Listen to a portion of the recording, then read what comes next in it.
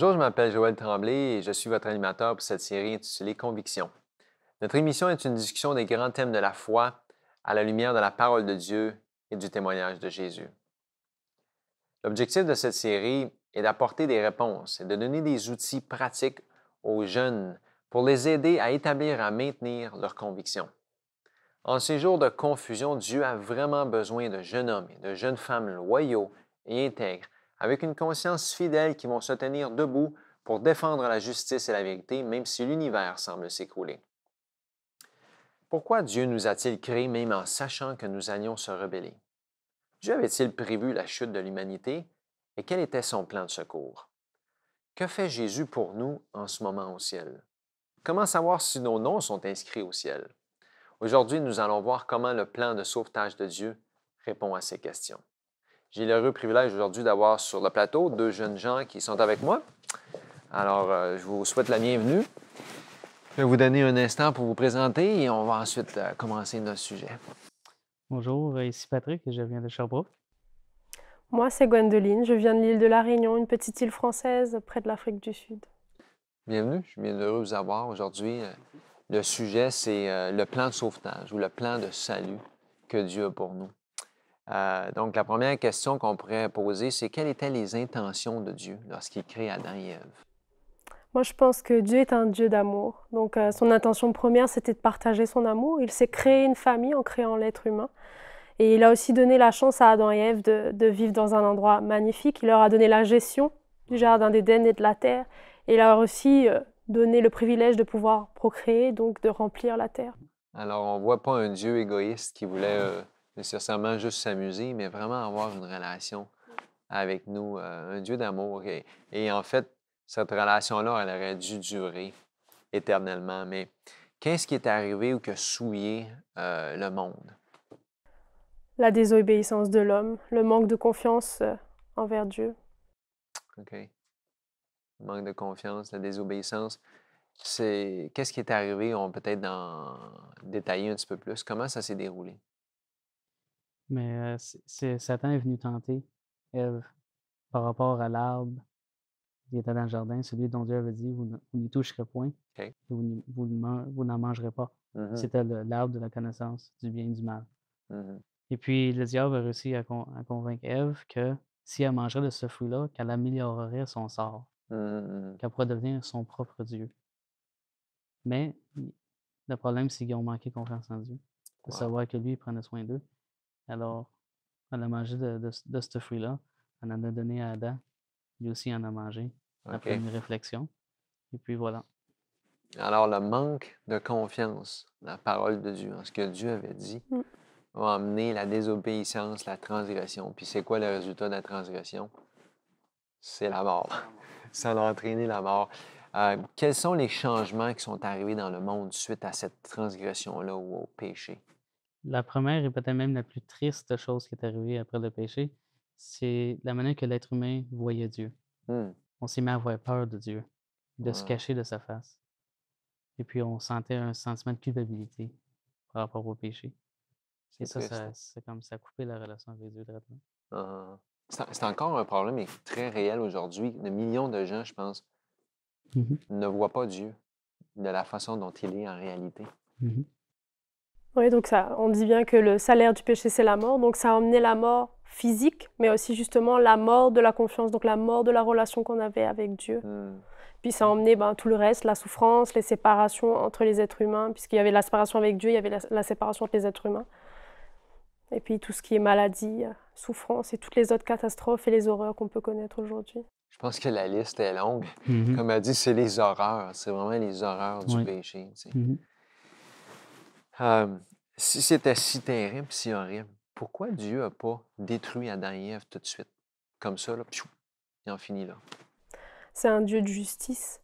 Donc il avait donné le choix à Adam et Ève, le libre arbitre. Donc il ne pouvait pas les punir pour avoir fait un choix immédiatement. Mhm. Et puis aussi le fait que Satan, en tentant Adam et Ève et les amenant à pécher, il a défié Dieu, la souveraineté de Dieu. Donc il était important que Dieu montre à l'univers entier que Satan était l'usurpateur et que c'était lui le Dieu d'amour, celui avec qui tout était possible et tout était bon. Et il a voulu aussi, je pense, montrer à l'homme, en le laissant aller justement à travers tous ces siècles, que s'il voulait se gérer lui-même, être son propre Dieu, ça allait être la catastrophe, qu'il était incapable de fonctionner et d'être heureux sans Dieu. Wow. Mhm. Donc, pour ajouter à ce que Gwendoline disait, justement, le diable, il s'est révélé au ciel. Uh-huh. Puis en se révélant, Dieu ne l'a pas détruit, lui, Tout de suite. immédiatement, parce Uh-huh. que ce qui aurait arrivé, c'est que toutes les autres personnes dans l'univers, toutes les autres êtres qui étaient là, auraient commencé à suivre Dieu par peur. Mm. Ça aurait pu être par amour. Puis pour Dieu, ça, c'est non négociable. Il Uh-huh. veut qu'on puisse avoir une relation de confiance et d'amour avec lui. C'est incroyable parce que Dieu a montré clairement par son acte de miséricorde en ne détruisant pas Satan tout de suite, Mm. Adam et Ève tout de suite, qu'il était un Dieu d'amour et qu'il voulait un service d'amour. Mais pourtant, aujourd'hui, on dirait que la plupart des gens sur la Terre pensent que Dieu, c'est un Dieu méchant, vengeur, tueur. Mhm. Fait que c'est pas, en tout cas, c'est pour ça qu'on discute de ça. On essaie de rétablir vraiment le caractère de Dieu pour sa juste valeur parce que Dieu l'a montré clairement que c'est un Dieu d'amour et qu'il n'a Mhm. pas détruit tout de suite. Il ne voulait pas Mhm. qu'on le serve par peur, Mhm. mais parce qu'on reconnaît vraiment qui il est et qu'il nous aime vraiment. Alors, on veut prendre un instant pour remercier nos téléspectateurs d'être parmi les nôtres et de regarder cette émission. Bien sûr, si vous avez des questions, des commentaires, on vous invite à nous les faire parvenir. Et voici nos coordonnées à l'instant même à l'écran pour communiquer avec nous. Avez-vous apprécié cette émission? Avez-vous des questions pour notre équipe? Aimeriez-vous des réponses tirées de la Bible? Tout ce que vous avez à faire est de nous envoyer un courriel à conviction@mieuxvivre.org. Vous pouvez également laisser un commentaire sur notre page Facebook. Et si vous voulez revoir cette émission, il suffit simplement d'aller visiter notre site mieuxvivre.org.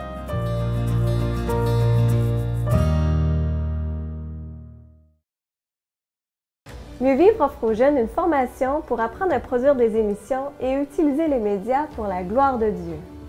Ce programme est un apprentissage pratique qui permet aux jeunes de découvrir les ministères multimédia et l'utilisation que l'on peut en faire pour répandre la bonne nouvelle.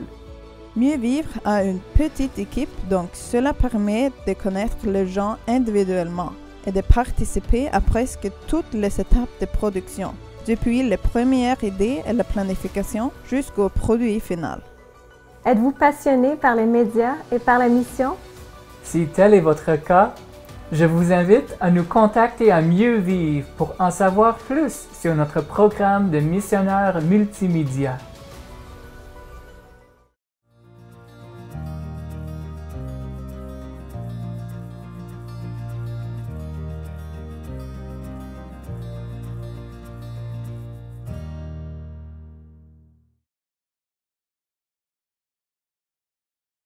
Alors, avant l'apparition du péché, est-ce que Dieu avait déjà un plan ou c'est arrivé après? Oui, certainement, la parole nous dit qu'avant la fondation du monde, Dieu avait déjà un plan de sauvetage pour nous. Et même tout de suite après qu'Adam et Ève ont péché, déjà Dieu les a montré le plan du salut. Il les a montré qu'il fallait qu'il y ait une substitution. Mhm. Ça requiert malheureusement la mort quand on transgresse la loi de Dieu. Mais Dieu avait pourvu que ça soit par le symbole d'un animal qui représenterait plus tard Jésus, qui donnerait sa vie pour nous. Donc, à chaque fois qu'il péchait, il devait offrir un animal en sacrifice. Puis ça, on pense que c'était seulement dans le sanctuaire, plus tard dans le livre de l'Exode. Mais on voit que c'est depuis, Dès le début. dès le début, Dès le début, c'est ça ça, a été dès expliqué. le jardin d'Éden, ça a été expliqué. En effet, c'est vrai que Dieu, ayant connaissance de tout, avait déjà prévu donc le choix de l'être humain, et c'est pour ça qu'il avait donc prévu qu'il y ait un sacrifice plus tard pour que l'homme puisse être réconcilié avec Dieu. C'est incroyable quand même de penser que malgré que Dieu savait que l'homme allait pécher, il avait consenti au sacrifice de Jésus qui est le sacrifice le plus coûteux qu'il n'y a pas dans l'univers. Mm. Et il avait consenti pareil. Et ça montre à quel point l'amour de Dieu est grand pour nous. Là, maintenant, comment est-ce que Dieu a fait pour révéler son plan du salut un petit peu plus en détail avec le service du sanctuaire? C'est sûr que la première chose qu'il a fait, donc, c'est quand il a expliqué à Adam et Ève ce qu'il allait faire et qu'il a dû donc, ils ont dû sacrifier un animal pour pouvoir être revêtus. Donc voilà, ça a été la première chose qu'il a fait pour expliquer son plan. OK. Et on voit qu'Adam et Ève on continue de le faire parce que dans l'histoire, bien sûr, biblique, on voit que Caïn et Abel, leurs fils, ont continué de faire la même chose. Alors, c'était clair, on voit que Dieu avait expliqué à Adam et Ève dès le début comment offrir un sacrifice et pourquoi il offrait un sacrifice. Et je pense qu'on peut peut-être même pas s'imaginer à quel point ça a dû les peiner de voir que la faute qu'ils avaient commise allait coûter la vie du Fils de Dieu. Maintenant, on veut essayer d'expliquer un petit peu plus peut-être ce service-là du sanctuaire, les deux phases du service sanctuaire, le service quotidien et le service annuel. On va essayer d'en parler un petit peu plus. Expliquez-moi un petit peu plus ce que ça voulait dire. Alors le service quotidien, c'était vraiment quand le père de famille devait aller chaque jour sacrifier un animal de ses propres mains pour les péchés de lui-même et de sa famille, des jeunes enfants qui ne pouvaient pas le faire. Et il allait aussi pour lui-même, en tout cas. OK. Alors, il allait au temple, l'animal était sacrifié, il représentait toujours le substitut qui mourrait à la place du pécheur. Sans ça, dans le fond, le pécheur aurait dû payer lui-même pour la faute qu'il allait commettre. Pour le service annuel, l'idée, c'est que quand les gens, justement, à tous les jours venaient pour confesser leurs péchés, tous les péchés étaient rendus dans le lieu saint du sanctuaire. OK. Et donc, le sanctuaire devait être purifié une fois par année de tous ces péchés-là. OK. Donc, il y avait une cérémonie à toutes les années où est-ce que le prêtre confessait tous ces péchés-là. Il les prenait, il les transférait sur un bouc émissaire. Et ce bouc-là, après ça, il était amené au désert pour mourir. C'était une manière de dire que le péché disparaissait à tout jamais. Et ça, c'est un petit peu ça. Le but, c'est qu'un jour, le péché va disparaître à tout jamais. Okay. Et c'est ça que, dans le fond, Jésus a fait pour nous. Alors, le service quotidien, le service annuel étaient des services réels qui avaient lieu dans le temple, dans le sanctuaire. Et ces services-là représentaient, bien sûr, quelque chose de beaucoup plus grand. Parce que, bien sûr, le plan du salut, c'était pas juste un petit plan qui se passait dans un désert, dans une tente, mais c'était le plan du salut qui représente l'humanité entière.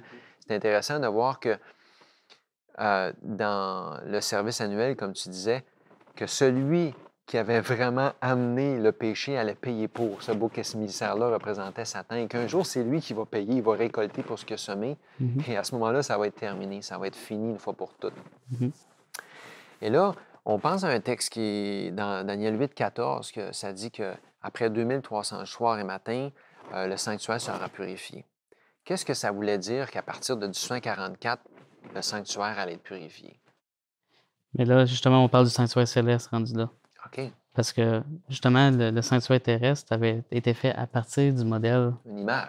C'est une image du réel qui est au ciel. OK. Et puis, depuis 1844, ce que Jésus fait, c'est qu'il regarde le cas de chaque vie, en commençant par ceux qui ont cru en lui, pour voir s'ils ont réclamé Jésus lors de leur vie, bref. Et de savoir si, dans le fond, leurs intentions, leur désir était toujours de faire la volonté de Dieu. Et s'ils ont confessé tous leurs péchés. C'est ça que Jésus vérifie, pour s'assurer qu'ils ont droit à la vie éternelle. OK. Alors, le jugement investigatif, c'est clair, commence en 1844. C'est le travail que Jésus fait au ciel pour nous, en faveur de ceux qui réclament son nom. Il revise tous les noms pour savoir vraiment si les noms vont rester. Et ces gens-là, il va venir les chercher. Alors, c'est sérieux, c'est une révision que Jésus fait. Et la purification du sanctuaire, bien sûr, c'est le sanctuaire céleste. On sait qu'autrefois, quand en 1844, tout ça s'est déroulé, il y en avait plusieurs qui pensaient que ça représentait la terre, mais clairement, ils s'étaient trompés à ce niveau-là. Maintenant, on sait que ça se passe au ciel, que Jésus intercède en notre faveur, que là, la purification du sanctuaire est débutée. Mais comment est-ce que nos vies affectent ce qui se passe dans le sanctuaire céleste? Mais par exemple, lorsqu'on pêche, premièrement, notre nom est inscrit dans le livre de vie. Mais lorsqu'on pêche, il est effacé. Et le péché est inscrit dans le livre de la mort. OK. Sauf que lorsqu'on confesse notre péché, ce qui arrive, c'est que notre péché est effacé du livre et notre nom est rétabli dans le livre de vie. Une chance, merci Seigneur. Puis il y a aussi un autre livre qui liste toutes les bonnes actions qu'on a faites. Et à ce moment-là, c'est pas ça qui va nous sauver. Il faut comprendre que c'est pas ça qui va nous sauver, mais c'est ça qui démontre si on a eu une réelle transformation en Jésus-Christ. Que nos œuvres ont été réellement faites à cause que Jésus habitait en nous, puis qu'on travaillait, on coopérait avec lui. Parce que les œuvres qu'on fait, c'est le produit de notre foi qu'on a en Jésus. C'est ça l'idée. C'est de là vient la parole que Jésus avait dit à ses disciples dans Luc 10, « Réjouissez-vous que vos noms sont inscrits dans les cieux. » Alors, nos noms sont inscrits dans les cieux, on peut s'en réjouir parce qu'ils sont vraiment là, tu sais, ils sont devant Dieu. Mais comme tu disais, nos noms ont été inscrits. Par contre, c'est pas une fois sauvé, toujours sauvé. On a déjà discuté ça dans une autre émission. Et donc, c'est notre vie qui va déterminer si on appartient à Dieu et on va y appartenir jusqu'à la fin. Parce qu'on a toujours le libre arbitre. On a mentionné depuis le début, on a toujours le choix d'aller d'un côté ou de l'autre. Mais c'est extraordinaire de voir que si on n'amène pas nos péchés à Jésus et que ce n'est pas lui qui efface ça par son sang, qu'éventuellement, nos noms vont être effacés. On ne peut pas rester demeurer avec des péchés à la fin parce que, écoute, on le sait on est sauvé seulement par le sang de Christ, mais on doit avoir, dans le fond, une page blanche parce que le ciel n'accepte rien à part quelqu'un qui score 100%. C'est parfait ou pas. On sait que de nous-mêmes, on ne peut pas scorer un score parfait, on peut seulement être parfait en Christ. Donc, c'est aussi ça que ça veut dire quand on dit qu'on va être jugé d'après nos œuvres. Comme tu as dit, c'est le livre du souvenir, c'est toutes les bonnes œuvres qui sont inscrites. Ces bonnes œuvres-là démontrent qu'on appartenait vraiment à Dieu. Et dans le fond, ce n'est pas parce qu'on est sauvé par nos bonnes œuvres, mais c'est seulement les œuvres, ou les bonnes œuvres qui sont faites en Christ, pour les bonnes raisons. Alors, comment pouvons-nous nous assurer qu'on est du bon côté, on est avec Dieu, que nos noms vont demeurer inscrits dans le livre de vie? Je pense que la meilleure manière de répondre à cette question, c'est d'aller directement dans la parole de Dieu. Allons dans 1 Jean, au chapitre 3. On va lire les versets 18 à 21 qui nous dit « Petits enfants, n'aimons pas en parole et avec la langue, mais en action et avec vérité. Par là, nous connaîtrons que nous sommes de la vérité et nous rassurerons nos cœurs devant lui.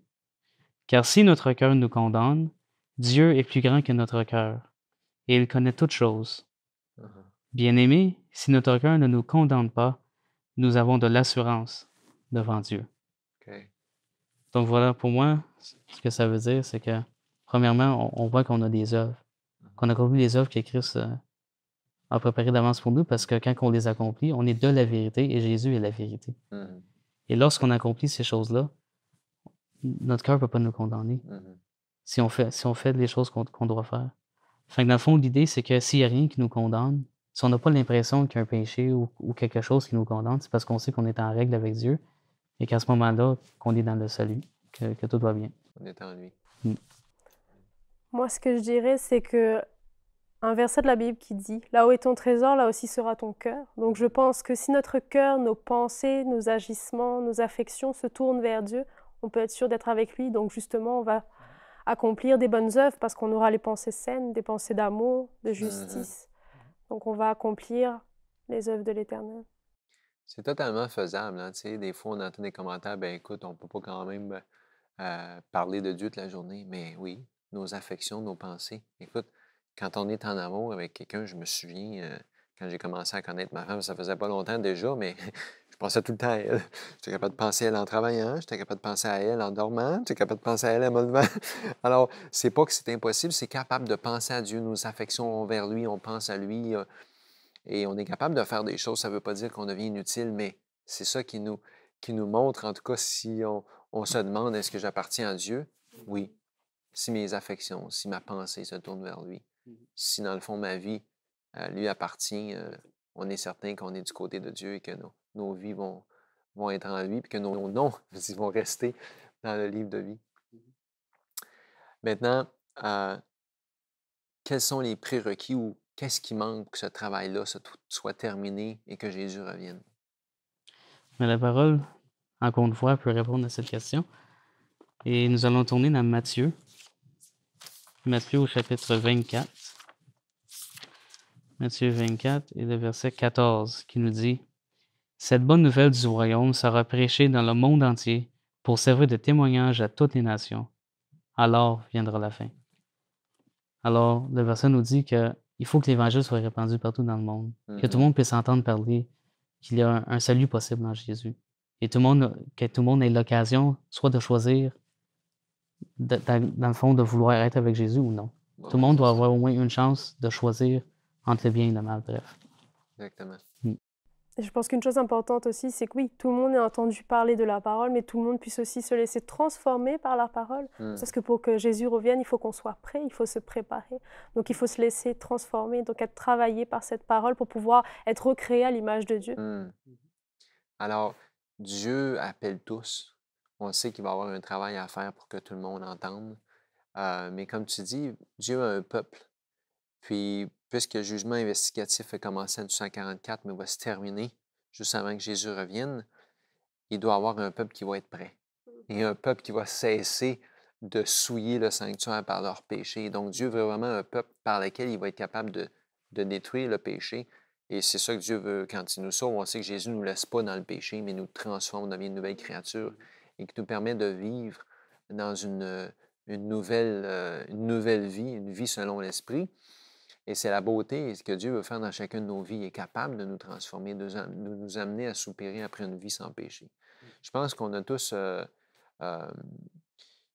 des joies ici sur Terre. On peut dire qu'il y a des choses qu'on aime, mais dans le fond, on soupire vraiment que Dieu vienne nous chercher parce que le plan de sauvetage n'est pas complété quand il viendra pas nous chercher pour qu'on soit avec lui. Alors, peut-être pour terminer, j'aimerais vous demander si vous avez des textes bibliques ou des encouragements, des promesses qui nous permettent de mieux comprendre ou de s'attacher à ce plan de sauvetage, à cette espérance qu'on a en Dieu, en Christ. Oui, moi, le premier verset qui me vient, c'est Jean 3,16, c'est l'un des versets les plus connus. « Car Dieu a tant aimé le monde qu'il a donné son Fils unique, afin que quiconque croit en lui ne périsse point, mais ait la vie éternelle. » C'est ça qu'on a discuté aujourd'hui, que Dieu avait tellement aimé le monde qu'il consentit à donner son Fils Jésus pour que tous aient la vie éternelle, même si c'était le plan le plus coûteux, même si c'était peut-être la chose la plus difficile à faire. Dieu savait que c'était la seule chose qu'il pouvait faire. C'était le seul substitut qui pouvait payer le prix et qui pouvait aussi avoir une vie parfaite qu'il nous donne et qu'on reçoit pour avoir la vie éternelle. Très, très belle promesse. Probablement le texte le plus connu, car Dieu a tant aimé le monde. Une autre belle promesse que je voudrais partager, c'est que pour ceux, mettons, qui ont vécu une vie de péché ou qui seraient éloignés du Seigneur, puis qui veulent revenir, ils doivent comprendre qu'il y a encore de l'espoir. Les gens pensent que là, j'ai été trop loin, c'est fini. Jamais. Mais la parole dit, revenez à moi et je reviendrai à vous. C'est l'Éternel qui nous dit ça. Amen. Donc, si on revient à lui et si on demande pardon, si on se repent pour toutes les choses qu'on a faites, il a promis qu'il nous pardonnerait puis qu'il nous transformerait, qu'il écrirait ses lois dans nos cœurs, fait qu'on ne pêche plus contre lui. Donc, ce qui est important, c'est, dans le fond, tant qu'il y a de la vie, il y a de l'espoir. C'est ça qu'il faut se dire. C'est quel est l'état de notre cœur quand on meurt. C'est ça qui est important. Si on aspirait à une vie meilleure, puis on aspirait à vivre éternellement avec Jésus, puis d'accomplir sa volonté, si c'est comme ça qu'on meurt, ou si c'est comme ça qu'on est, si on est vivant à son retour, si c'est l'état d'esprit qu'on a, on n'a rien à craindre. Dieu est toujours prêt à nous reprendre. Puis, dans le fond, on regarde Adam et Ève, c'était terrible ce qu'ils ont fait. Le résultat était terrible. Mais Dieu ne les a pas laissés sans espoir. Alors, Dieu va toujours nous reprendre. Je pense que c'est une belle promesse parce que des fois, on pense peut-être qu'on est allé trop loin. Il y en a peut-être qui pensent qu'ils sont trop mauvais ou trop criminels ou trop méchants, mais c'est pas vrai. L'amour de Dieu est au-delà de tous nos péchés ou nos culpabilités ou nos problèmes. Le passage qui me touche aussi, c'est de dire que quand on accepte Jésus-Christ, toutes choses anciennes sont passées et on peut devenir une nouvelle créature. Je trouve que c'est beau de savoir qu'on peut plusieurs fois, parce que justement c'est ce qu'on disait, on a l'impression qu'on va toujours trop loin, mais plusieurs fois dans la marche avec Dieu, on peut naître de nouveau. Et on peut recommencer à zéro et qui pardonne tout ce qui s'est passé, mais il nous donne aussi des nouvelles capacités pour avancer et pour ne pas recommencer les erreurs. Amen. Il nous donne la puissance. Il ne nous laisse pas sans puissance, il ne nous laisse pas sans capacité. La perspective change. Les choses qu'on fait changent. Bien sûr, l'espérance de la vie éternelle change. Je pense que c'est tout pour nous d'avoir Jésus dans notre vie, de savoir à quel point son plan de salut est complet. Complet. Il n'y a rien de plus beau que ça. J'aimerais aussi partager une promesse qu'on retrouve dans l'Évangile de Jean, au chapitre 5, et le verset 22. « Le Père ne juge personne, mais il a remis tout jugement au Fils. » Donc, on peut se réjouir, c'est des mots d'encouragement pour nous de savoir que c'est Jésus qui va être notre juge. Parce qu'on sait qu'il lui est venu sur terre, qu'il a marché comme un homme. Donc, il connaît nos tentations, il sait toutes les choses par lesquelles on peut traverser dans la vie, toutes les tentations. Donc, il est dans la meilleure position pour nous juger. Et puis, souvent, on a peur justement du mot jugement. Mais dans le fond, ça, c'est juste le résultat naturel des gens qui refusent continuellement les appels d'amour de Dieu. Parce que Dieu, il ne détruira pas les gens avec plaisir. Mais non. Puis, ça n'a jamais été son désir. Parce que même la parole dit que c'est l'œuvre étrange de Dieu de détruire. C'est pas quelque chose de naturel pour lui. Non, c'est ça. Donc, on peut se réjouir en sachant que le jugement est une bonne chose. C'est une chose positive. Ah oui, surtout pour ceux qui aiment Dieu. Hein? Mhm. Et moi, j'ai une autre belle promesse qui se trouve dans Hébreux 7 au verset 25. C'est aussi pour cela qu'il peut sauver parfaitement ceux qui s'approchent de Dieu par lui, étant toujours vivant pour intercéder en leur faveur. Ce verset, il nous donne de l'espérance parce qu'il nous montre que Jésus, il est tout pour nous. Donc, il est notre avocat, notre sauveur, notre rédempteur, notre libérateur. Et oui, comme il a tout connu en venant vivre en tant qu'homme, c'est le mieux placé pour nous juger et pour nous accompagner justement pour qu'on puisse être transformé, être changé, pour ne pas avoir à passer par ce jugement. Merci beaucoup d'avoir partagé avec nous les encouragements et les promesses, les paroles de la Bible qui nous raffermissent dans la foi qu'on a en Jésus-Christ. On sait qu'il est tout pour nous, on sait qu'on n'a pas à craindre parce que le jugement et toutes ces choses-là sont seulement les résultats de notre vie avec lui, de notre espoir en lui. C'est une chose merveilleuse de savoir que Dieu nous aime à tel point qu'il avait consenti du sacrifice de Jésus. Puis aujourd'hui, on a eu vraiment, en partageant ensemble, un espoir, on a renouvelé cet espoir de savoir qu'il va venir chercher ceux qui l'aiment et que nos noms vont demeurer inscrits dans les cieux et qu'on va pouvoir être avec lui pour l'éternité. Merci encore. Jean-Sébastien Bach pouvait prendre des vieux morceaux de papier et écrire des musiques sublimes qui ont traversé les siècles. Ça, c'était la marque de l'inspiration. Michel-Ange pouvait faire d'un bloc de marbre une statue si parfaite qu'elle semblait presque vivante. Et c'est la marque du génie. John D. Rockefeller pouvait signer des chèques en blanc et leur donner une valeur de millions de dollars. C'était la marque de sa fortune. Mais Jésus-Christ peut prendre un homme ou une femme atteint par le péché, le laver de son sang répandu au calvaire et faire de lui un être nouveau, pardonné et purifié. Ça, c'est la marque du salut. Gloire à notre Père céleste pour son plan de sauvetage, son plan de salut. C'est ainsi que prend fin notre émission. Merci d'avoir pris le temps d'écouter et d'avoir été des nôtres. Que le Seigneur vous bénisse. À la prochaine fois.